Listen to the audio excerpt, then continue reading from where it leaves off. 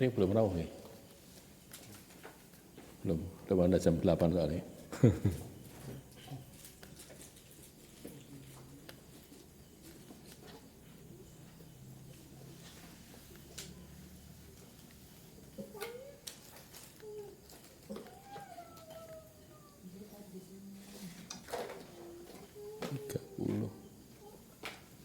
Ya, jazakallahu.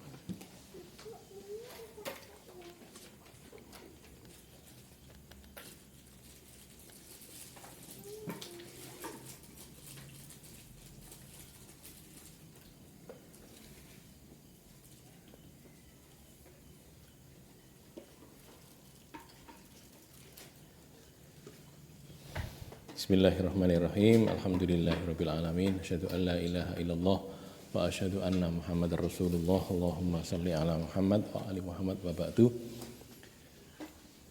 Hadirin sekalian, kita mulai kajian kita kitab Sunan Abi Dawud, masih di kitab Thaharah. Bab yang ke-72, babul wudu'i min luhumil ibil. Bab berwudu karena memakan daging unta. Luhum itu daging, lahmun ya jamaknya luhum. Al-ibil itu unta. Makan karena daging unta, wudu karena daging unta, maksudnya karena memakan daging unta. 184 qala hadatsana Utsman bin Abi Syaibah qala hadatsana Abu Muawiyah qala hadatsana Al-A'masyu qala an Abdillah ibni Abdillah an Abdurrahman ibni Abi Laila qala anil Bara ibni Azib, dari Bara bin Azib qala dia berkata, Bara bin Azib ini sahabat Nabi.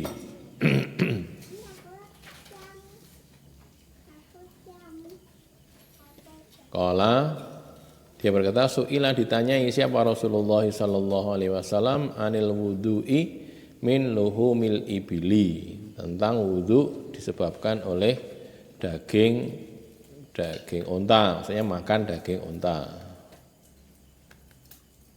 Jadi bagaimana Rasulullah, orang makan daging unta berwudu, bagaimana berwudu apa enggak? Faqala tawaddu'u minha, maka Nabi bersabda, berwudulah kalian karenanya. Wa su'ila an luhumil ghanam, dan beliau ditanyai tentang daging kambing, luhumil ghanam. Faqala, lalu beliau menjawab, la tawaddu'u minha, kalian tidak usah berwudu karenanya. Jangan berwudu, maksudnya jangan di sini bukan jangan larangan haram, tapi tidak perlu gitu loh ya, tidak perlu berwudu karenanya. Wa su'ila anis sholati fi mabarikil ibil, dan beliau ditanyai juga tentang sholat di tempat menderumnya unta. Mabrok gitu kan ya, tempat menderumnya unta. Kandang unta lah gitu, kandang unta tempat istirahatnya unta. Faqala, lalu beliau menjawab, la tusallu fi mabarikil ibil, janganlah kalian sholat di tempat-tempat menderumnya unta. Menderum itu deprok itu ya, dalam bahasa Indonesia menderum.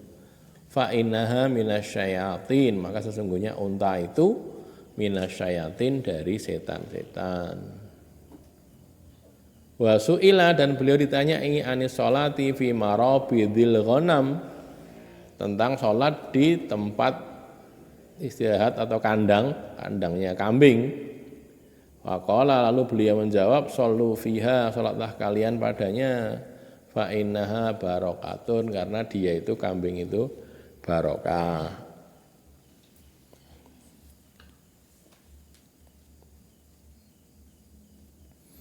Ini Utsman bin Abi Syaibah ini yang dikenal dengan nama Ibnu Abi Syaibah itu ya. Ada Abdurrahman bin Abi Syaibah, ada Utsman bin Abi Syaibah, itu yang penyusun musannaf itu, musannaf Ibnu Abi Syaibah ini di takhrijnya kan ada itu halaman baris ke-2 sampai ke-3 itu ya. Di samping di sini kan juga ada di Sunan Abu Dawud yang nomornya 493, Sunan Tirmidzi, Sunan Ibnu Majah, Musnad Abu Dawud atau Yalisi, Musannaf Abdur Razak, kemudian Musannaf Ibnu Abi Syaibah. Jadi itu lebih tua. Jadi gurunya Abu Dawud, Abu Bakar bin Abi Syaibah dan Abdurrahman bin Abi Syaibah. Abdul Razak itu juga sama. Abdul Razak itu juga gurunya Bukhari juga, punya kitab juga namanya Musannaf Abdul Razak, Musannaf Ibnu Abi Syaibah. Jadi tingkatannya lebih tua, tapi gampangannya Bukhari belum menyusun kitab, dia sudah punya kitab itu karena dia gurunya kan. Gurunya Bukhari, gurunya Muslim dan yang lain-lainnya. Jadi isinya dulu ya, ini isinya kalau Albani mengatakan hadis ini sahih.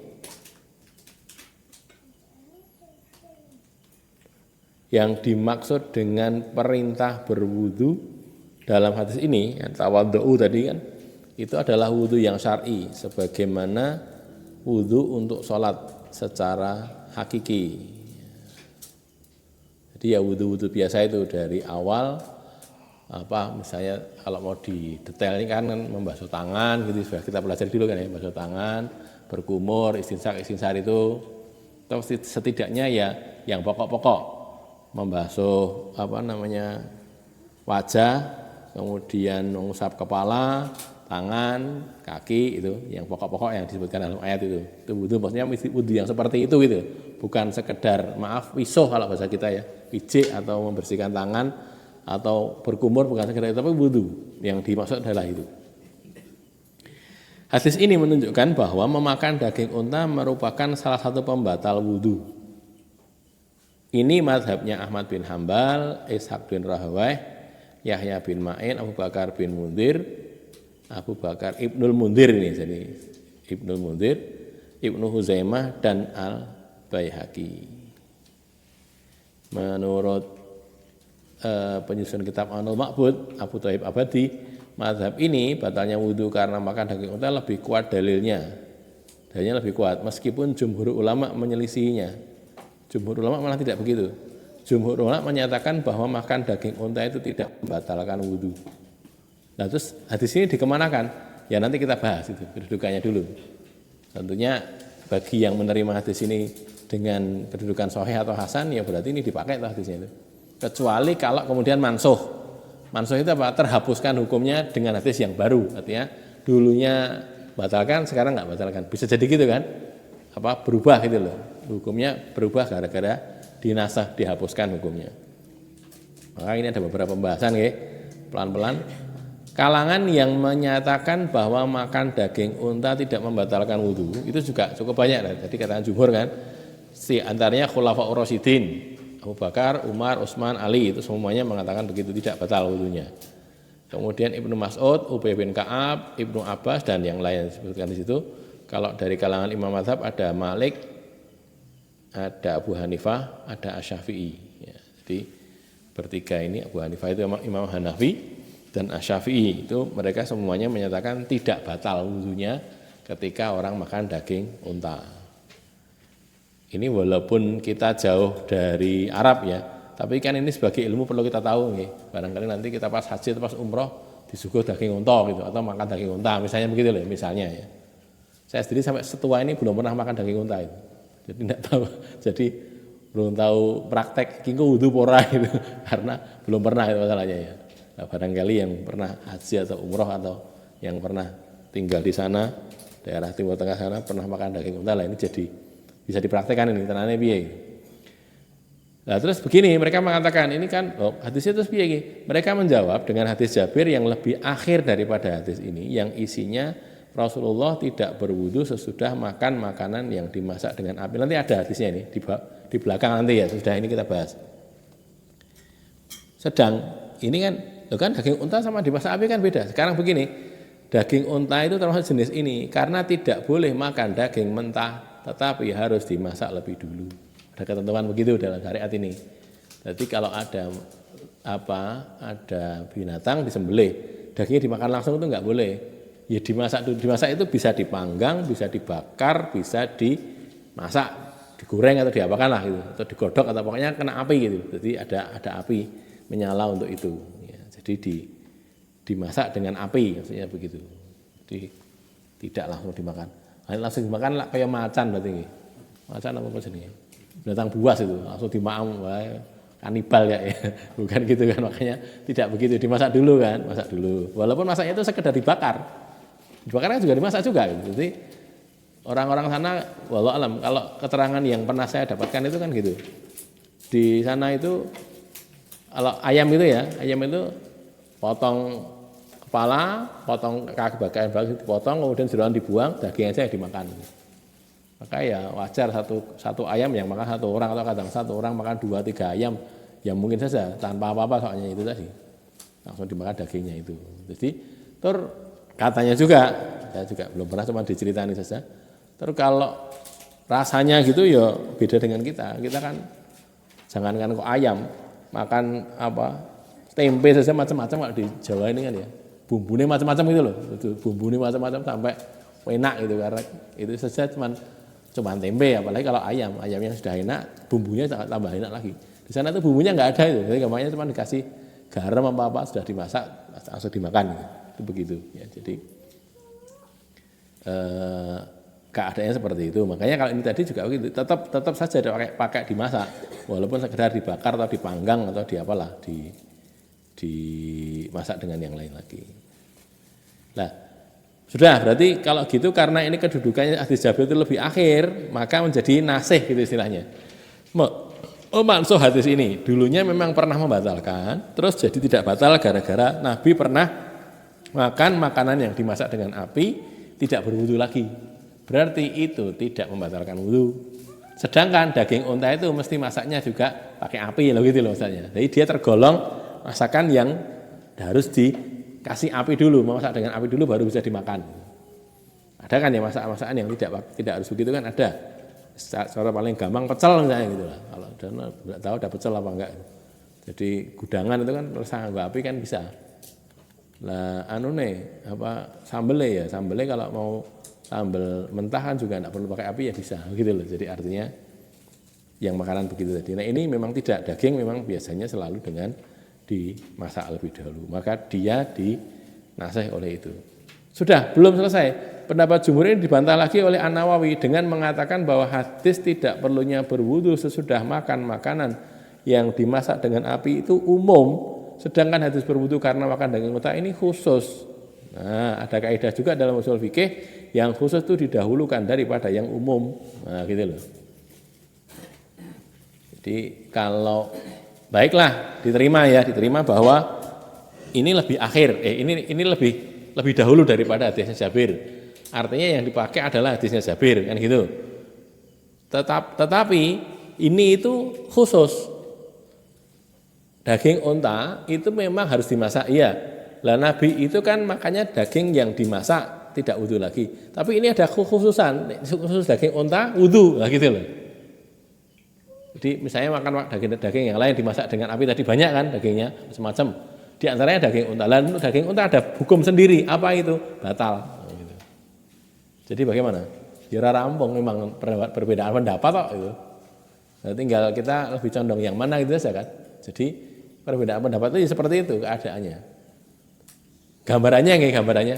Lawang ulama-ulama biar sing luwih pinter dari kita saya itu berbeda. Nah, kita kudu podo ya ora mungkin toh ya. Kita kan cuma sekedar mutabik mengikuti saja kan. Jadi kalau harus sama ya tidak bisa. Ya tetap saja berbeda. Lalu bagaimana? Ya monggo yang lebih diyakini yang mana gitu. Tentunya kalau kita nulis tulisan misalnya ya kita condong pada satu pendapat. Tentunya menguatkan pendapat itu. Iyalah wajar gitu. Membantah pendapat yang lain iya wajar. Tetapi namanya ijtihad itu tidak bisa mengukur ijtihad yang lain. Nah, gitu. Ini kan bukan ijtihad, ini kan hadis sama. Hadisnya ada beberapa macam gitu, tidak cuma satu gitu. Kayaknya sering saya sampaikan ya, kalau kita belajar hadis itu memang harus kepleng, harus utuh gitu loh. Banyak hadis dipelajari tidak cuma satu. Nek satu nanti jadi salah paham. Ki ngene, sik liyane ya, hadis liyane ngene. Jadi pemahamannya harus apa istilahnya itu? Menyeluruh, komprehensif. Nah, itu bahasanya. Menyeluruh, totalnya harus dipelajari sehingga kedudukannya benar. Itulah mengapa saya tambahkan lagi ya. Bagian saudara kita yang saya tahu saudara kita Nahdliyin ya, Nahdlatul Ulama itu Nahdliyin, mereka itu menyatakan, ojo sinau hadis dhewe langsung kuwi ojo, bahaya kuwi. Kenapa? Karena kalau kita hanya sekedar begitu berpotensi untuk keliru. Karena tahu hadis satu terus diamalkan iki piye tenane gitu. Bagaimana sebenarnya? Kedudukannya bagaimana? Harus dipelajari yang lain gitu. Makanya yang paling benar itu malah belajar fikih itu. Fikih itu dadi gitu loh. Jadi gampangannya ini nek cara masak ya, cara masak ini enek bumbu-bumbu gitu, ada bawang, berambang, macam-macam itu. Terus ini sudah jadi masakan. Nah, gitu loh. Bagi orang yang mau makan kan lebih enak yang jadi masakan kan. Tinggal makan gitu loh, selesai masalah. Tapi kalau ini kan dia pasti mencampur dulu, dicampur begini, campurannya seperti apa, seberapa banyak, tambahkan apa lagi kan gitu. Tidak semua orang mampu gitu. Jadi sebenarnya kok anti belajar hadis itu enggak, cuman mereka memang berhati-hati saudara kita itu. Saudara kita hadis itu yang saya tahu karena berhati-hati. Nek sinau hadis langsung tanpa nganti rampung hadisnya atau kamu tidak punya kemampuan, nanti jadi keliru. Mbok mending melu misalnya mazhab Syafi'i, cetok kan? Mazhab Syafi'i juga berdasarkan hadis juga. Atau bukan Syafi'i lah, Hambali atau Hanafi atau Maliki, tapi cetok itu. Beliau mereka sudah paham hadis, mereka tahu ayat, hadis, terus mereka menyatakan karena begini, saya menyatakan begini. Itu sudah dengan pemahaman gitu loh, sehingga melu lebih aman. Begitu cara pandangnya, gitu. Makanya ya memang beda. Gitu. Tapi kalau saya sampaikan begini, mudah-mudahan ya, ini jadi membuat kita jadi longgar. Oh ngono toh, jadi ini benek sinau Quran, kita orang belajar Quran. Belajar Quran belum selesai nih, baru sampai berapa lah. Terus, koyong ini, jelas ayatnya kayak gini. Tidak tahu dia bahwa ternyata ayat itu sebenarnya sudah mansuh, begitu loh. Belum sampai, pelajarannya belum sampai gitu. Bukan kok tidak diterangkan, jadi yang diterangkan tapi belum sampai. Sehingga dia salah paham. Gitu. Oh gini, berpendapat begini. Padahal itu sudah mansuh, bukan gitu. Nah, kalau kita belajar fikih dari itu tadi, imam-imam tadi misalnya, itu kan mereka menerangkan. Pendapat saya begini, pendapat saya begini. Karena begini, loh ayatnya gigi, sehingga saya pahami begini. Oh gitu. Jadi lebih matang istilahnya, sudah jadi matang, tinggal mengamalkan saja. Kalau memang mau mengamalkan, ya. Tidak setuju ya nggak apa-apa, wong fikih. Gitu. Masalah kan masalah fikih, pemahaman, gitu. Kembali ke sini tadi, jadi tetap saja tidak, walaupun itu jumhur ulama, tetap saja Imam Nawawi menyatakan pendapatnya begitu. Pendapatnya juga.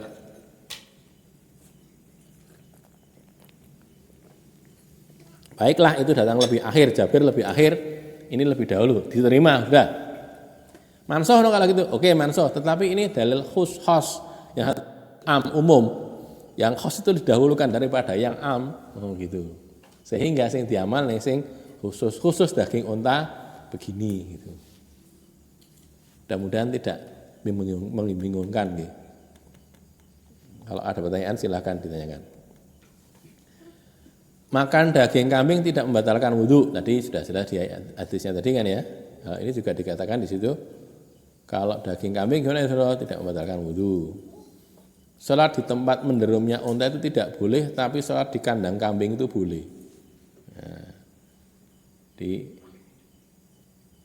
kalau ini mansuh, apakah kemudian ini juga tidak berlaku ini makan daging kambing dan sebagainya? Jawabannya, ada yang hadis itu mansuh sebagian, tidak mansuh sepenuhnya. Kalau yang ini itu tidak pernah ada keterangan yang menasah ini gitu loh, gampangnya gitu. Sehingga tidak jadi masalah. Seperti tadi, tidak membatalkannya daging makan sesuatu yang dimasak dengan api. Daging kambing dimasak dengan api tidak membatalkan wudhu. Ini juga tidak membatalkan wudhu kan, tidak ada masalah, sama gitu loh. Masalahnya tinggal yang unta tadi, unta yang ini batal, yang sana enggak batal gitu. Ribut ngantuk Pak. Bingung. Kalau ini mudah-mudahan di pelan-pelan nggih, pelan-pelan. Jadi gini loh. Prinsipnya ini ada perbedaan pendapat. Nah, makan daging unta itu membatalkan wudu atau mboten? Nah, itu dulu. Ya, ada perbedaan pendapat gitu. Asalnya mana? Hadisnya ini loh. Hadisnya bunyi begitu kan? Hadisnya membatalkan wudu di sini. Tetapi nanti ada hadis lain di bawah, nanti kita sampai. Tidak bisa kita bahas sekarang ya, ini masih cukup banyak pembahasannya. Menunjukkan bahwa Nabi itu pernah makan makanan yang dimasak dengan api dan dia tidak berwudu. Beliau tidak berwudu lagi. Nah, gitu. Terus orang bilang, "Loh kan beda, ini masak dengan masakan dengan di api, ini daging unta." Oh, samanya kenapa? Karena daging unta itu mesti dimasak dengan api. Tidak mungkin tidak dimasak dengan api, gitu loh. Sehingga ini masuk ke sini gitu loh. Ini masuk, daging unta ini masuk ke masakan yang dimasak dengan api tadi. Sehingga karena hadis Jabir ini yang akhir, ini menjadi nasih, menghapus hukum hadis yang pertama tadi, yang ini yang kita bahas ini. Sehingga ben pernah dulu pernah membatalkan wudhu, sekarang jadi enggak gitu loh. Itu yang pendapat pertama, gitu kan. Itu juga dibantah lagi oleh Imam Nawawi tadi, menyelisih jumhur. Jadi khilafu jumhur itu tidak ada masalah sebenarnya itu. Asal yang khilaf itu memang seorang mujtahid ya, orang ulama itu. Ora kok cah wingi sore gampang lagi sinau sithik. Aku beda karo jumhur. Lho iki sapa? Wong kamu belum punya ilmu. Kalau ini sudah punya ilmu, sudah ada tingkat mujtahid ya, orang yang beristihad, berbeda enggak masalah. Lah Imam Nawawi mengatakan tidak begitu. Ini itu yang dalil bahwa memakan daging unta itu membatalkan wudhu, itu dalil khusus. Karena dia khusus dikecualikan dari yang umum. Semua masakan yang dimasak dengan api tadi itu tidak membatalkan wudhu, kecuali unta, gitu loh. Gitu jadinya. Jadi ini pripun niku wau akhirnya terserah panjenengan bagaimana meyakini bagaimana itu saja. Nanti kalau sampai di sana di Mekah, Madinah atau di tempat lain disuguh daging unta, nggih pun terserah. Meh wudhunah ya monggo, ora ya ora apa-apa kan gitu kan ya. Maksudnya yang diyakini yang mana gitu saja ya. Karena ini masalah fikih, tidak pada tempatnya kita memaksa orang, "Kowe kudu melu aku ya ndak lah, yakinmu piye?" gitu saja kan.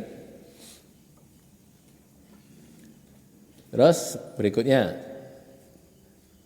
unta termasuk dari setan. Maksudnya unta itu berbuat sebagai perbuatan gimana itu? Melakukan perbuatan sebagaimana setan, misalnya gitu, perbuatan setan dan jin. Karena unta itu banyak keburukannya, sehingga mengganggu orang yang sedang sholat.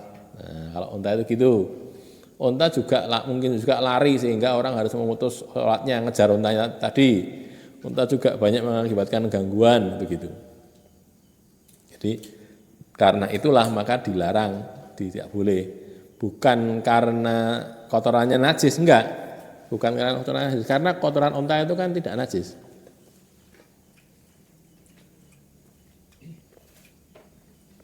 Ini juga beda lagi nanti pendapat. Ada karena dalil barangkali pernah disampaikan Ustaz Abu Zaidan barangkali ya di Sahih Muslim itu kan ada hadis tentang orang ukal dan uraniyin yang ngaji kepada Nabi, beberapa pemuda itu kan, terus mereka tinggal di Madinah kena demam Madinah. Orang tidak biasa tinggal di Madinah itu, di Madinah biasanya kena demam, kayak orang muhajirin juga gitu, beda cuaca kan, terus kerasan, terus sakit-sakitan, sama Nabi disuruh kamu sak rombongan itu kamu datang ke pinggir kota Madinah sana, di sana ada unta-unta milik Rasulullah, unta-unta harta fek atau harta zakat atau yang lain, bukan zakat ya, miliknya Rasulullah. Terus ada penggembalanya. Kamu datang pada penggembala sana, kamu makan susu unta dan air kencing unta, air kencingnya. Gitu. Jadi air kencing unta dan susu unta kamu makan, diminum, nanti itu sebagai obat gitu. Ben dadi mari sakitnya tadi.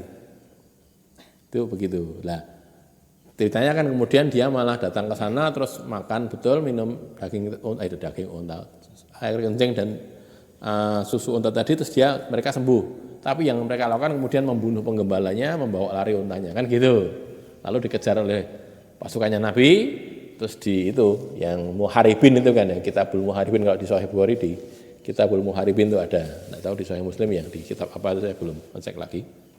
Itu begitu. Nah ini menunjukkan bahwa air kencing unta itu halal. Sesuatu yang halal bisa dimakan itu artinya tidak najis. Kan gitu. Lalu ini pembahasan lain lagi masalah fikih. Ini kemudian dijadikan dalil bahwa air kencing maupun kotoran makulul laham istilahnya, binatang yang boleh dimakan dagingnya itu halal. Halal dan tidak najis. Jadi unta asalnya kan unta toh, unta enggak najis, berarti unta enggak najis. Kenapa begitu? Karena unta itu makulul laham. Ini makulul laham ini sudah ke fikih ya, bukan ke hadisnya. Sehingga nanti ada strintil wedhus misalnya gitu, kotoran kambing itu, ya tidak najis. Ora kokon maam lho nggih, mboten lho, tapi tidak najis dia itu. Bagaimana kotoran ayam juga begitu. Karena ayam itu makulul laham. Tapi ini juga berbeda lagi pendapat. Orang semua makulul laham khusus unta saja. Begitu ya ada gitu loh ya. Sekali lagi kalau masalah fikih memang kita harus longgar. Terus ini sih benar kan? Enggak ya. Jadi gampangannya pendapat saya benar tapi ada ihtimalul khata' istilahnya, punya kemungkinan salah. Pendapat kamu itu salah tapi ada ihtimalus shawab, mungkin juga benar. Nah, gitu. Jadi kita menyampaikannya longgar, penak gitu, tidak ngotot dengan pendapat kita. Ngototnya boleh tapi tidak menyalahkan yang lain gitu. Ngono ya ngono silahkan monggo. Ulama Kufah menyatakan bahwa setan adalah semua yang melawan dan mendurhakai manusia, baik dari kalangan manusia, jin maupun binatang. Jadi semua yang mendurhakai manusia, melawan manusia, mengajak manusia durhaka itu namanya setan. Siapapun itu, baik manusia maupun jin maupun binatang. Maka dikatakan unta itu setan itu gitu, bukan kok untanya berubah jadi setan, bukan. Kelakuannya itu loh, ganggunya orang itu loh, itu gitu kayak setan, gitu loh maksudnya. Jadi ini barangkali seperti hadis Nabi yang mengatakan seorang perempuan itu menghadap dengan setan, wajah setan atau dengan menghadap setan, membelakang juga seperti setan kan itu. Itu maksudnya bukan kok perempuannya itu medeni itu bukan, tapi justru malah mengajak kepada keburukan. Jadi bukan perempuannya mesti buruk, tidak begitu, tapi cenderung manusia itu cenderung kemudian melakukan keburukan gara-gara melihat perempuan yang bukan mahramnya atau bukan istrinya tentunya kan gitu kan. Itu begitu. Makanya terus dikatakan tukbilu ala surati syaitan wa tudbiru ala surati syaitan. Itu kan juga sama. Bukan diserupakannya bukan karena keadaannya itu mesti buruk enggak, tapi keinginan berbuat buruk itu jadi muncul gitu loh. Jadi mengajak kepada hal yang seperti itu. Ini sama dengan ini. Sama dengan yang dikatakan setan unta ini tadi. Udah ya? Unta begitu sekarang. Kemudian kambing, kenapa?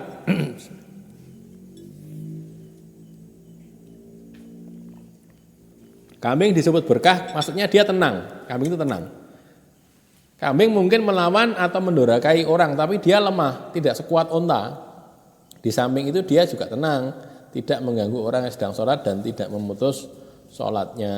Gitu kalau kambing begitu cenderung tenang. Dan kalaupun mungkin ada ya kambing yang galak atau yang tidak tenang gitu, itu manusia mudah menundukkannya. Kambing loh nggih. Beda dengan unta. Unta lebih angel, lebih berat karena lebih besar badannya dan lebih kuat dibanding kambing. Walaupun begitu, nek kita yang tidak biasanya kalau kambingnya apa? Kok desa. Kambing yang gede-gede itu kita ya nggak bisa ngalahkan itu ya. Artinya disundang iso, nyundang dengan ora iso. Kalah itu sama kambing. Kalau yang dilakukan oleh orang-orang di Arab itu konon kambing itu kalau cara memegangnya, cara mengalahkan kambing itu ya, kaki belakang itu dipegang satu gitu, terus ditarik mundur. Tariknya mundur, bukan maju, ditarik mundur. Jadi kalau kakinya yang belakang dipegang satu, dia ditarik mundur gitu, dia tidak bisa berbuat apa-apa. Bisanya cuma ngikut aja gitu.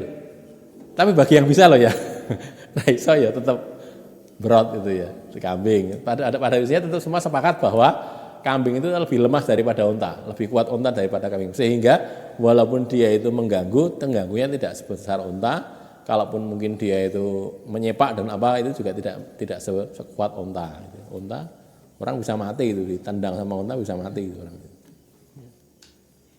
Gitu ya keadaannya ya. Baik, satu bab ini cuma satu hadis, ada pertanyaan? Cukup banyak bahasanya ya. Tidak ada, kita lanjutkan dulu bab yang ke-73. Babul wudu min masillah min ni'i wa ghuslihi. Bab wudu disebabkan karena menyentuh daging yang mentah. Lahmin ni atau nayi itu artinya mentah, belum dimasak. Wa ghuslihi dan membasuhnya, mencucinya, cuci daging.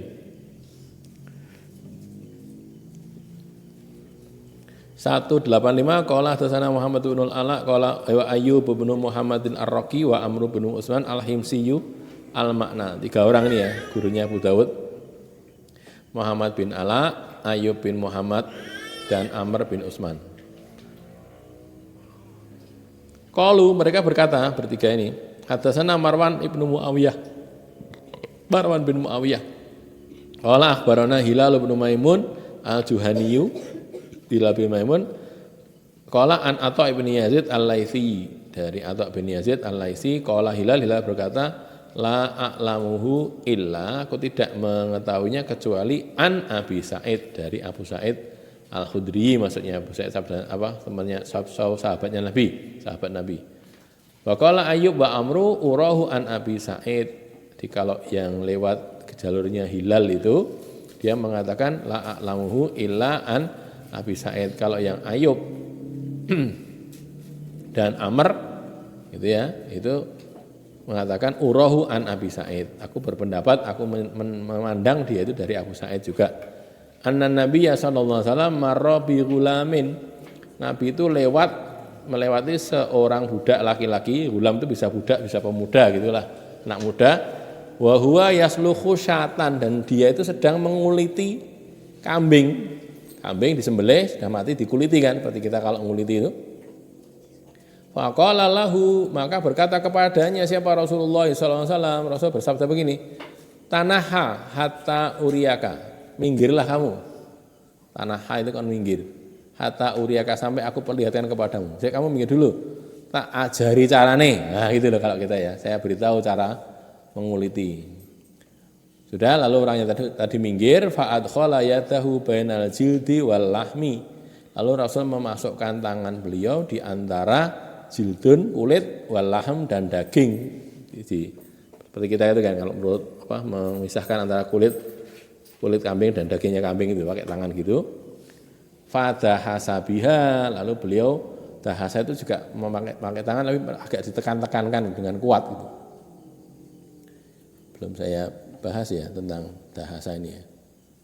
Jadi menguliti sampai sepenuh tangannya dengan kuat, dengan menggunakan seluruh tangannya, tangan kanan atau tangan kiri, tangan kanan mestinya ya, masukkan situ dengan kuat, ditekan dengan kuat gitu, hatta tawarat ilal ibid, sampai membuka sampai ke ketiaknya kambing maksudnya, kan kakinya itu sampai dari sini dibuka, disuwek gitu, dilepaskan kulitnya sampai ujung-ujungnya itu, sampai ke ketiaknya kambing itu.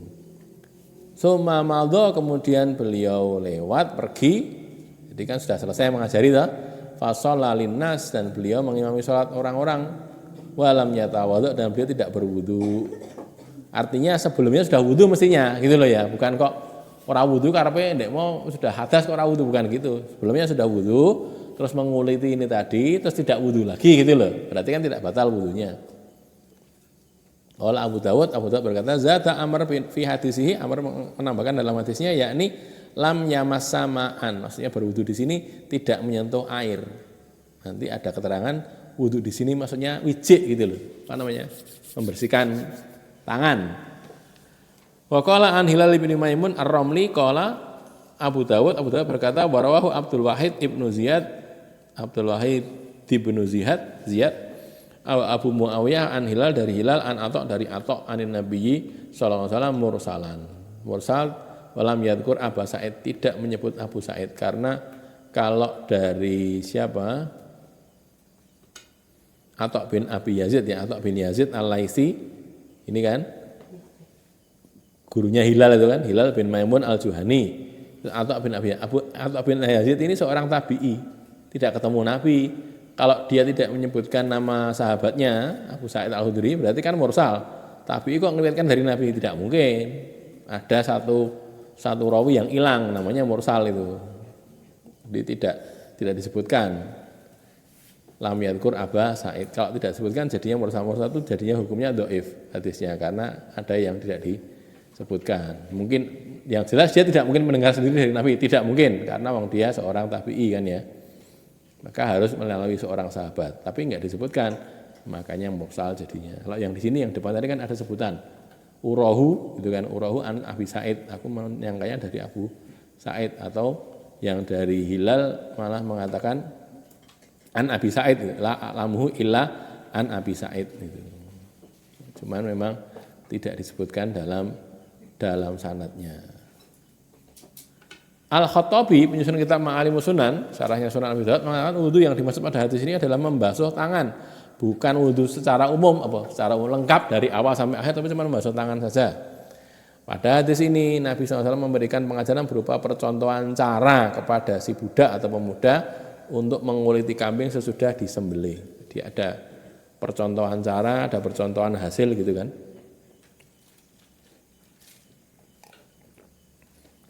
Percontohan cara itu merupakan cara salah satu metode mengajar yang baik dalam beberapa ilmu praktek, misalnya mengurus jenazah, sholat, haji dan sebagainya itu kan memang yang paling enak memang percontohan cara. Maka Nabi kan juga gitu, shollu kama ra'aitumuni usolli. Sholatlah kamu seperti kamu melihat aku sholat. Pripun to Nabi? Ya kowe weruh ndelok aku sholat, delokan kok contonan. Nah, gitu kan paling enak itu. Mudah sekali kan? Nah, cuma masalahnya kita sekarang tidak ketemu Nabi. Terus caranya ndelok gimana? Belajarlah hadisnya, gitu loh ya. Di sinau hadisnya Nabi ki nek salat piye to? Kok orang cetok buka sarahnya. Oh, iki keterangane ngene, detailing ngene. Oh, gitu. Atau belajar pada guru, pada ustadz, pada yang lainnya. Caranya salat yang benar bagaimana? Begini diajari, gitu loh ya. Kita ngajari anak-anak kan juga gitu. Carane paling praktis ngajari salat ya kalau praktek salat gitu. Praktek salat, kowe dadi imam. Kowe dadi apa? Muadzin, kowe dadi sing qomat, sudah, saya dadi makmum. Gimana cara ngatur safiye? Ya saiki imame ngatur safse, diajari carane gitu loh. Jadi itu namanya percontohan cara. Jenazah juga gitu. Carane nyuceni jenazah piye? Ya saiki praktek wae. Praktek cari boneka atau apa, atau cah cilik atau salah satu di antara yang ada itu jadi jenazah. Itu jenazah ya, jenazah didusi, caranya dusi gimana? Ya rasa utuh nggih, pakai baju ya enggak apa-apa kan? Ini begini diajari begitu. Caranya seperti itu. Haji juga gitu. Khudhu anni manasikakum, Nabi kan berkata begitu. Kalian ambil dariku manasik kalian. Nah, caranya ya tadi, melihat Nabi bagaimana Nabi berhaji, lalu diriwayatkan, lalu dijalankan. Wudhu juga begitu kan? Wudhu contohnya ini di SJ itu dan sejenisnya. Dan sejenis dengan itu. Rasulullah bersifat rendah hati, berkenan, bergaul dan mengajar siapa saja. Ini orang ini anak muda atau malah seorang budak. Nabi ya kersa ngajari ngene lho carane saya mikir sik tak ajari carane ngene kayak gini nih gitu. Ya, jadi ini juga nggih. Seorang pemimpin itu memang memang seharusnya punya ilmu yang berguna untuk memimpin. Kan gitu ya. Pemimpin dalam bidang perang, panglima perang. Mestinya dia ya paling pintar perang dibanding yang lain gitu kan. Mestinya gitu toh.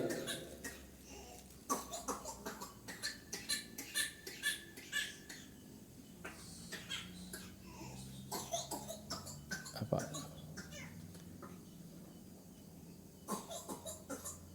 Sakit batuk apa gimana? Apa kedinginan? Apa namanya? Mempunyai ilmu yang berguna untuk memimpin. Karena kalau enggak, gimana dia mau memimpin? Dalam urusan apa misalnya? Dalam urusan din. Lah yang jadi pemimpin tentunya yang paling paham din loh mesti kan gitu toh. Nek enggak lah bagaimana dia memimpin?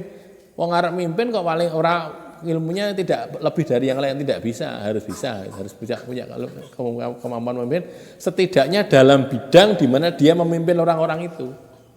Sekarang ya masalah olahraga, pimpinan bagian apa lari-lari gitu. Tentunya dia paling pinter, paling kuat lari-lari kan gitu. Nek ora lha piye? Sing dipilih sing ora kuat mlayu ya dadi pemimpin ya malah dilokne sama bawahannya no. Piye kowe iki wong dadi pemimpin kok lagi melayu sithik paling kesel dhewe ora mandeg sik dhewe lah ya aneh kan. Makanya begitu ya. Maka karena Nabi itu memimpin banyak orang dengan banyak bidang, lah beliau juga mengetahui banyak bidang. Itu dari Allah gitu loh, dibuat oleh Allah, Allah memberitahu beliau sehingga beliau mengetahui banyak ilmu gitu. Ya, sekedar sebagai tambahan gitu. Hadis ini menjadi dalil tidak disyariatkannya berwudu sesudah menyentuh atau mengurusi daging kambing. Begitu juga daging lainnya. Jadi sudah nguliti, nyembelih ngulit itu tidak harus wudu lagi. Tadi sudah wudu, ya enggak harus wudu lagi. Mau wudu ya boleh, tapi tidak harus gitu loh. Tidak disuruhkan untuk berwudu karena ada dalilnya ini. Ada pertanyaan?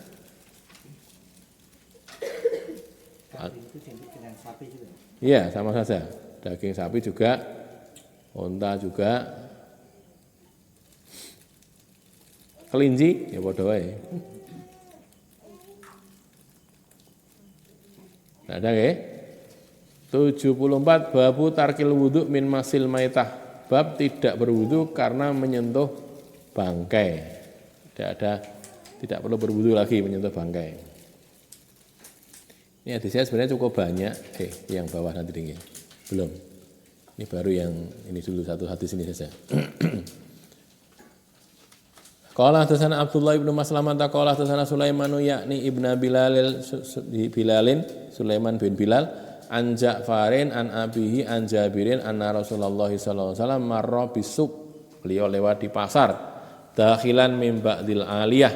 Beliau masuk dari salah satu jalan aliyah. Aliyah itu awali, itu dataran tingginya kota Madinah.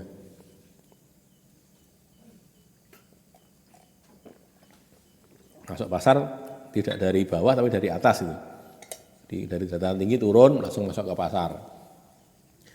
Wa nasu kana fataihi, dan manusia itu ada di dua sisi beliau, maksudnya kanan kiri beliau. Orang-orang ada di kanafah itu kan samping ya, samping atau sisi atau apa istilahnya, ya samping lah. Famarra bijadyin asyaka mayitin. Lalu beliau melewati seekor cempe. Cempe ini apa? Anak kambing. Bahasa Jawa ini cempe, bahasa Indonesianya anak kambing ya. Ada bahasa Indonesia cempe ada tak? Ya anak kambing itu ya. Kalau bahasa Arabnya jadyin ada sendiri. Asyaka yang cacat, mayitin yang sudah jadi bangkai. Cacatnya itu cacat terpotong telinganya. Jadi telinganya itu nempel ke tubuhnya gini atau terpotong. Ada bagian apa namanya gendang.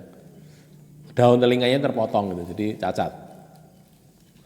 Fatana walahu, lalu Nabi menyentuhnya, membawanya, memegang, fa'akhoda biudunihi, lalu beliau memegang telinga si anak kambing yang sudah mati dari bangkai tadi.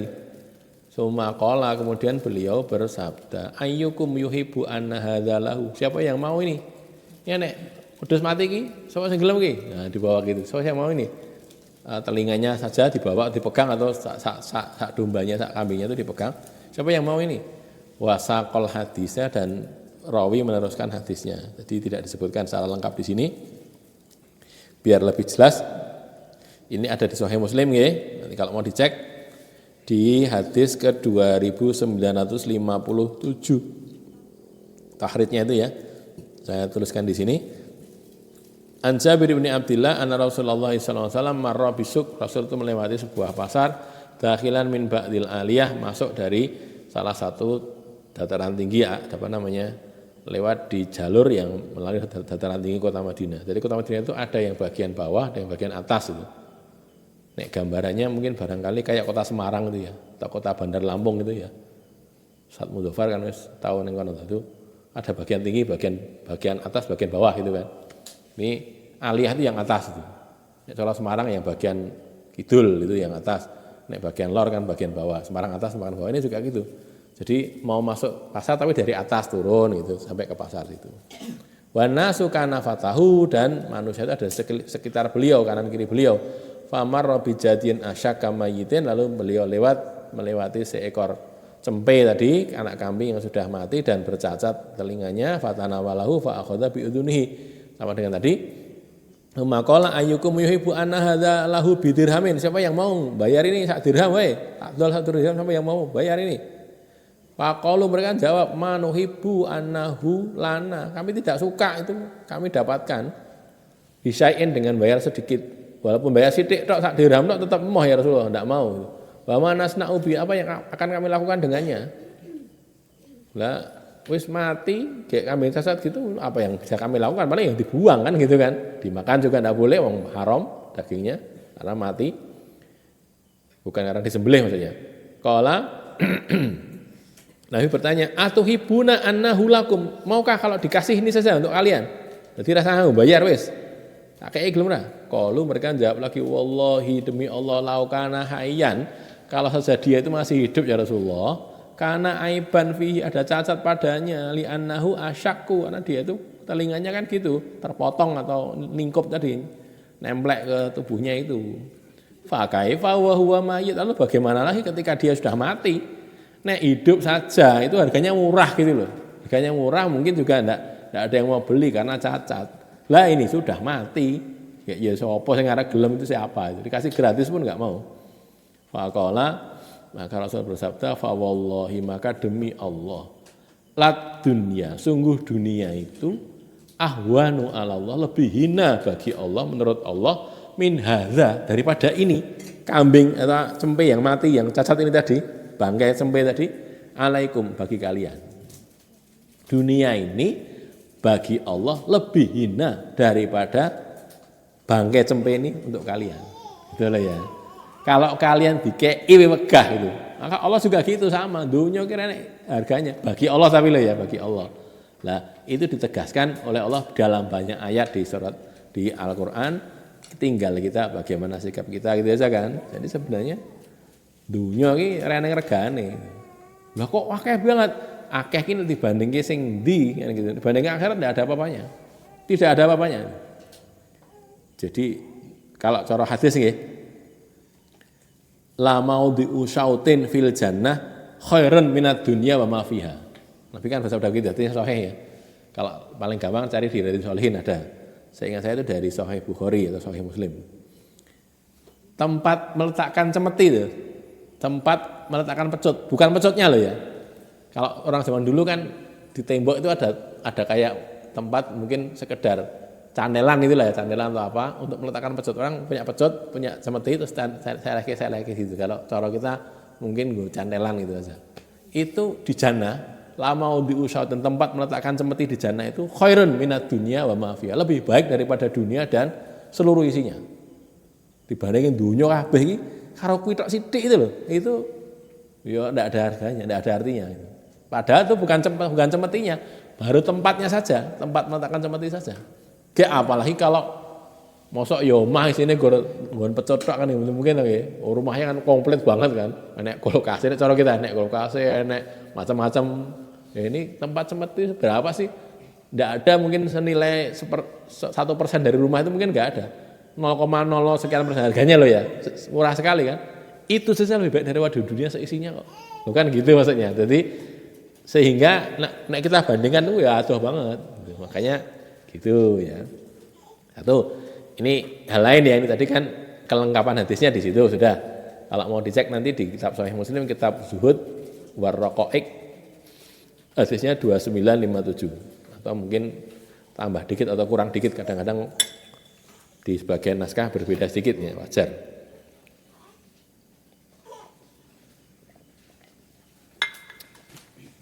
Kalau pas Ahad Ustaz Abu Zaidan Ahad 3 nih. Nah, 3 nanti dicek aja di kitab itu barangkali. Tapi itu kan mukhtasar pun saya kira ada itu. Mungkin nomornya berbeda kalau mukhtasar ya. Tapi insya Allah ada di sini. Menyentuh atau memegang atau mengurusi bangkai binatang yang dagingnya halal dimakan itu tidak membatalkan wudhu. Nah ini juga sama. Kok ada kata-kata daging yang binatang yang dagingnya halal dimakan, ini kan dari ulama ini. Kalau Nabi cuman ini kambing gitu saja kan. Kambing itu dagingnya halal dimakan. Lah kok enggak dimakan lah ini bangkai haramnya kan karena jadi bangkai itu bukan karena binatangnya itu. Kalau dia disembelih kan jadinya halal. Metode pemberian nasihat dengan menggunakan sesuatu yang nyata dan dilakukan saat berjalan dan beraktivitas itu lebih efektif. Maka sama-sama mengajari orang ya. Kalau dalam perjalanan bersama-sama gitu kadang perjalanan entah kemanapun juga dengan mengajar begitu itu lebih efektif karena orang dalam posisi santai. Beda kalau kita ngaji gini ya. Ngaji kan tanah serius gitu loh. Jadi lungguh enggak ada kayak gitu. Sama keadaan santai itu beda. Makanya kadang-kadang juga diperlukan itu. Pergi kemana itu sambil ngajari lo gini kayak gini. Ini nanti barangkali ngejak. Sekarang namanya apa? Outing class ini. Kelas di luar gitu. Padahal dulu zaman kemerdekaan itu outing class bendino itu renek kelasnya soalnya out terus itu. Renek in-house-nya enggak ada. Adanya outing apa itu. Gitu kan ya. Jadi ya perlu gitu kadang maksudnya biar dalam kondisi longgar gitu loh. Longgar itu dia siap menerima sebenarnya, cuman lebih santai gitu. Lebih santai. Lebih santai itu malah lebih bisa masuk. Lah, ini juga gitu jalan-jalan beritahu. Ini sekedar diberitahu ya. di majelis gini misalnya, dunia ki ngene-ngene mungkin ra beda dengan jalan weruh enek daging enek bangkai tadi ya, enek batang tadi terus dikandani iki kaya ngene iki sapa sing gelem. Wah ya mboten purun Nabi, bayar wah mau meneh bayar gratis mah mboten purun. Lah iki lho dunia karo kaya ngene iki. Allah itu ngarani dunia bagi Allah lebih hina daripada ini loh gitu. Masuk dalam alam pikiran mereka terus terngiang-ngiang gitu. Dek tahu ini langsung ngendika kelingan nih. Nah gitu loh. Jadi ada keuntungannya memang gitu, keuntungan untuk begitu. Makanya ya pripun nggih. Wis kadang-kadang begitu. Ini saya tidak menyarankan kondolan betul nggih. Tapi kalau pas begitu lah itu kandhani. Jenengan pas sama keluarga gitu. Laki lunga nanti ning sedulur pun sapa pas mlaku pas jalan itu hampir ngandani lho iki ngene lho, ngene kondisi kaya ngene lagi gitu. Itu lebih mudah masuk daripada kalau serius. Saya menyimpang sedikit nggih. Ini saya dapat ceritanya dari saudara kita ini, Fauzil Azim. Dulu pernah cerita banyak. Saya dapat cerita itu gini. Pernah saya dolan ke rumahnya, cukup lama ngomong-ngomong itu dia cerita gini. Dia pernah adakan training sudah cukup lama ya, tidak tahu berapa puluh tahun yang lalu, sudah cukup lama. Saya dapat ceritanya juga sudah cukup lama. Di satu sekolahan terkenal di Surabaya sana, sekolah larang mahal, sekolah Islam larang mahal. Larang itu ya mahal padha nggih. Jadi di sana itu terus dia karena dia di acara wali murid itu loh, ketemu sama wali murid. Terus dia itu gini, minta membuat kuis. Sekarang kuis ya Pak ya Bu, Bapak sama Ibu-ibu kuis. Si sekolah kan sudah punya data murid-muridnya ini, termasuk data hobi, macam-macam makanan yang disukai, yang macam-macam itu dia sudah tahu, sekolah sudah tahu itu. Dia pegang data itu, saudara kita ini, Fauzil Azim ini, kemudian dia tanya, sekarang gini bapak-bapak sama ibu-ibu silahkan tulis, apa hobi anak bapak sama anak ibu ini. Gitu loh, ditulis saja, nulis sendiri-sendiri nanti dikumpulkan. Terus sudah ini di awal begitu, nanti dia cerita di seminar itu banyak cerita, sudah nanti setelah akhir ada beberapa poin tadi. Terus ketika dikumpulkan, dicek, ternyata kebanyakan itu bapaknya sama ibunya ini karena mereka semuanya orang-orang sibuk toh nggih, bapaknya juga kerja, ibunya juga kerja. Itu untuk menentukan hobi anak itu banyak yang salah gitu. Jadi misalnya nggih, ini cuma misal. Bapaknya bilang, hobi anak saya itu mancing. Bilang ibunya, hobi anak saya sepak bola. Anaknya sendiri waktu ditanyakan di sekolahan, udah dapat datanya karena sekolah itu, ternyata hobinya ini sekak. Waduh banget ya, itu gitu. Itu tandanya apa? Orang mudeng bahwa ini anak ini apa gitu. Karena nggak tahu komunikasi, saking sibuknya gitu. Dan yang mengharukan menurut saya itu, dia cerita waktu itu, Ustaz Fauzil Azim ini cerita, terus saya tanyai, kapan bapak-bapak atau ibu-ibu terakhir ngobrol dengan anak? Ngobrol, bukan tanya, gimana pelajaran anak, bukan gitu loh. Tapi santai ngobrol, longgar ngomong-ngomong gitu. Dengan santai, bukan kok menanyai, piye prestasimu, piye, kowe wis mbayar iki, enek acara apa ning sekolah, bukan itu. Itu kan resmi itu, yang ngobrol itu. Itu banyak yang tidak berhasil nulis gara-gara nangis gitu. Jadi bapaknya nangis, ibunya nangis. Dia lupa, saya sudah lupa kapan terakhir ngobrol dengan anak saya itu. Padahal anaknya ya cukup lama jadi anaknya kalau sudah gede-gede itu. Artinya sampai dia lupa karena sebagian mengatakan dengan jujur saya belum pernah itu. Ngobrol karo anak itu belum tahu gitu. Jadi adanya cuma ngomong resmi terus gitu. Tidak pernah ngomong secara obrolan longgar gitu. Lah ini kadang-kadang kita itu saking sibuknya kita gitu loh. Ora sempat ngomong karo anake longgar-longgar itu enggak sempat. Padahal itu penting bagi anak kita. Anak kita jadi ngerasa aku ndek bapak, aku ndek ibu gitu loh. Jadi di rungokne Yesus cerita nang tak rungokne gitu. Jadi longgar, tidak banyak, tidak secara resmi tapi longgar kuwi jane piye maksudmu bagaimana, keinginan kamu bagaimana, ngomong longgar gitu. Mungkin di waktu-waktu yang longgar. Lah begini ini ternyata efektif. Salah satunya dalilnya ini gitu loh ya. Itu kan diajak jalan terus lihat kondisi kayak gitu terus ditunjukkan gini. Lah ternyata itu jadi masuk ke dalam alam bawah sadar mereka sehingga mereka sadar betul dunia iki memang reneng hargane gitu ya. Dunia itu sangat hina bagi Allah karena ya jangan tertipu oleh dunia. Jangan sampai kita tertipu oleh dunia. Dunia itu memang hulwatun khadiratun kata Nabi kan ya. Hulwah itu lezat, khadirah itu hijau. Hijau enak dipandang, lezat enak dirasakan. Tetapi Allah itu mubtalikum fiha fayanduru kaifa ta'malun. Allah akan menguji kalian dengan itu dan Allah akan melihat bagaimana apa yang kalian kerjakan dengan dunia itu. Gitu ya. Makanya ini penting bagi kita nggih. Nanti kalau hal-hal seperti ini kita perhatikan. Masih ada waktu dikit, mudah-mudahan selesai. Bab 75, babun fitarkil wudu mimma masatin nar. Bab tidak berwudu karena makan makanan yang dimasak dengan api ini yang tadi. Jadi masalah tadi disebutkan di depan tadi ya. Walaupun ini bukan hadis Jabir tapi ada sebagian nanti yang hadis Jabir, bukan yang hadis ini. Ini kan masih panjang ya. Ada beberapa hadis yang lain, mau saya muat sekalian itu nanti terlalu panjang. Ini saja tidak tahu bisa selesai enggak. Sebenarnya masih belum sampai akhir bab ini ya. Bab 75 masih ada beberapa hadis lagi. Hadatsana Abdullah bin Maslamah qala hadatsana Malik qala an Zaid bin Aslam qala an Atha bin Yasar qala an Ibnu Abbas anna Rasulullah SAW akala katifasyatin. Rasul itu memakan sampil kambing. Summa shalla, kemudian beliau salat walam yatawaddu dan beliau tidak berwudu. Sampil kambing itu tentunya dimasak dengan api, tadi dibakar, digoreng atau tidak tahu zaman dulu sudah ada digoreng belum ya? Minyak goreng apa enggak ya? Minyak samin itu ya. Terus menjadi dalil yang jelas bahwa memakan daging yang dimasak dengan api itu tidak membatalkan wudu. Buktinya hadis ini. Hadis ini sahih diriwayatkan oleh Bukhari, Muslim dan yang lainnya. 188 qala hadatsana Utsman bin Abi Syaibah wa Muhammad bin Sulaiman al-Anbariyu al-Ma'na. Qala keduanya berkata hadatsana Waqi' qala an Mis'arin qala an Abi Sokhrata Jami' ibni Syaddad. Abi Sokhrah itu siapa namanya aslinya? Jami' bin Syaddad.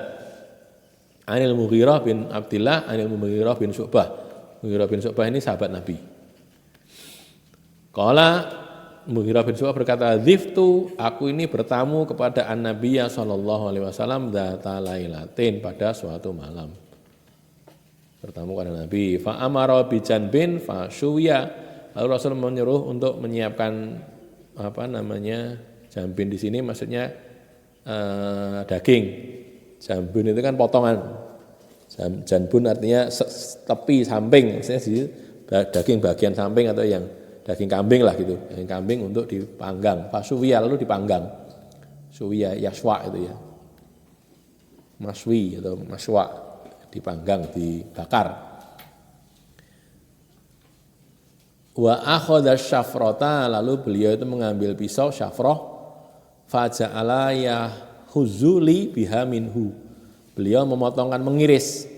Dagingnya sudah dipanggang tadi, sudah matang, terus diiris bagian disajikan pada tamunya gitu loh. Tamunya yakni Mughirah bin Syu'bah ini. Qala, rawi berkata, rawinya ya Mughirah juga kan ya. Faja'a Bilalun, Bilal datang, fa'adzanahu bisalat, lalu dia mengumandangkan azan untuk salat. Jadi memberitahu Nabi, azan itu bisa mengumandangkan azan, bisa memberitahu Nabi, Rasulullah sudah saatnya salat niki, pun dari salat niki. Nanti kalau Nabi mengizinkan ya gitu, nanti terus Bilal iqamah, mengumandangkan iqamah setelah Nabi sampai di masjid, biasanya begitu ya. Jadi adzanah ini bisa mengumandangkan azan, tapi juga bisa bermakna memberitahu Nabi sudah tiba waktunya ngimami ya Rasulullah gitu loh. Adzannya sudah tadi. Ini sekaligus jadi bukti bahwa kalau qomat itu, iqamah itu haknya imam, bukan haknya muadzin. Kalau azan itu haknya muadzin, karena muadzin lebih tahu kapan tibanya waktu toh nggih. Muadzin mau dengan azan, ojo qomat sadurunge imame teko gitu loh. Memang gitu, kayak syariatnya itu gitu. Nanti imamnya yang nyuruh, azan kan qomat kono gitu loh. Atau kalau tidak disuruh, prinsipnya kalau imamnya datang, itu sudah siap imam itu. Nah, muadzinnya mau memandangkan iqamah. Maka seharusnya muadzin itu kalau mau iqamah delok sih, imamnya sarawurung ya, gitu goleki. Ora qomat sik terus sapa imamnya? Ya salah siji ngono lah, loh, bukan gitu. Salah no kalau gitu. Jadi sebelum iqamah itu nunggu imamnya dulu, nunggu diperintah atau setidaknya nunggu kedatangan imam. Karena imam datang tanpa merintah pun karena sudah kulino ya enggak apa-apa langsung diqomati boleh gitu loh ya. Tapi yang paling tepat ya menunggu perintah imam. Maka ini Bilal datang pada Nabi, ya Rasulullah, niki pun wekdale salat niki. Ayo wis komandan kono. Nah, saya tak mangkat kono gitu. Lalu karena sudah disuruh Bilal begitu, diaturi Bilal gitu, terus fa'alqas syafrata, Nabi melemparkan pisau, maksudnya melemparkan orang kok terus diuncal ya, selehne gitu loh, selehne gitu. Wa qala malahu taribat yadahu. Kenapa Bilal itu? Taribat yadah itu sebenarnya teguran ya, kata-kata teguran. Nah, berdebu tangannya, maksudnya Bilal itu tidak kesusu-susu apa toh? Gitu loh. Agak di apa istilahnya? Bukan disalahkan sebenarnya, tapi dikritik gitu loh. Kenapa kok sudah kesusu-susu mau sholat? Wa qama yusolli lalu Nabi bangkit lalu mengimami sholat. Zadal al-Albari, ini kan gurunya Imam Abu Dawud itu kan dua toh, Utsman bin Abu Syaibah, Ibnu Abi Syaibah dan Muhammad bin Sulaiman al-Anbari. Lainnya yang al-Anbari ini dari jalurnya al-Anbari ini menambahkan gini, wa kana syaribi wafa, dan adalah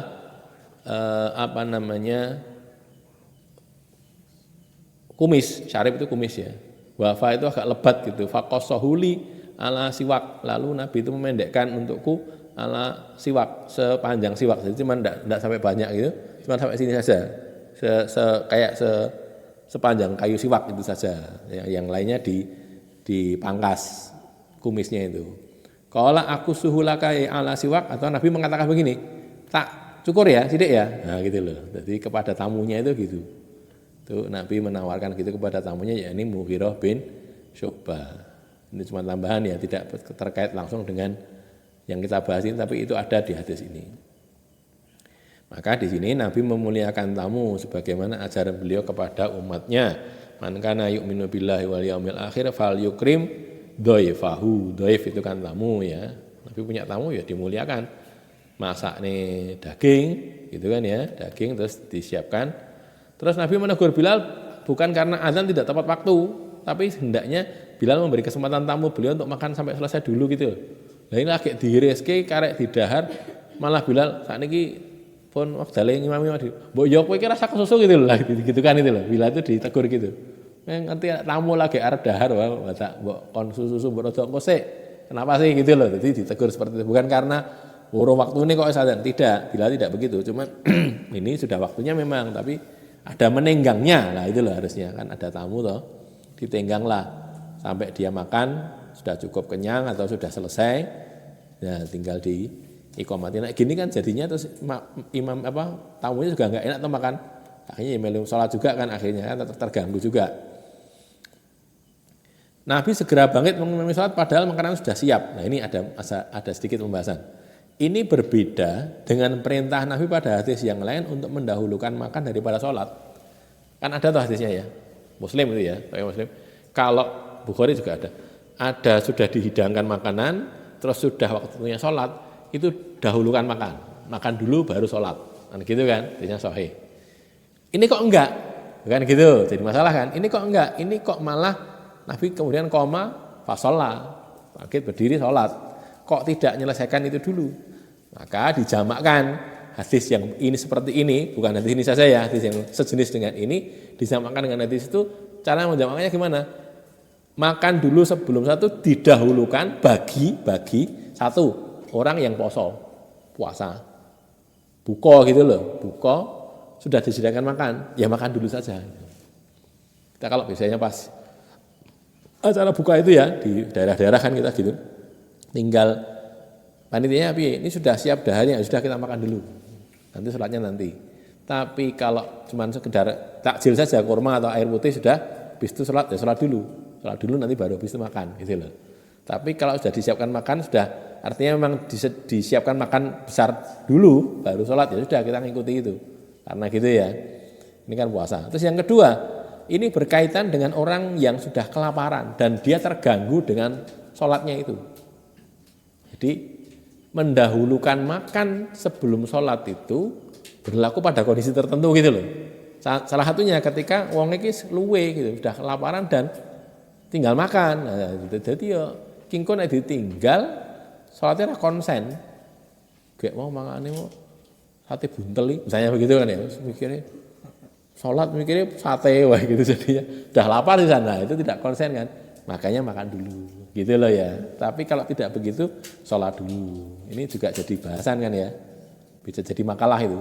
Jadi, piye kondisi di mana orang itu seharusnya sholat dulu, apa harusnya makan dulu lah gitu, itu dibahas di situ. Jadi kalau cara jawabnya jadi, nek secara umum begini, kalau tidak karena lapar, bukan karena puasa, bukan karena apa, itu gitu. Makanya nanti ada orang ulama zaman sekarang yang berpendapat, oh pojare mamsek lah. Itu ya bagi wong sing keluwen memang ada di sarah disebutkan begitu, bagi orang yang lapar gitu loh.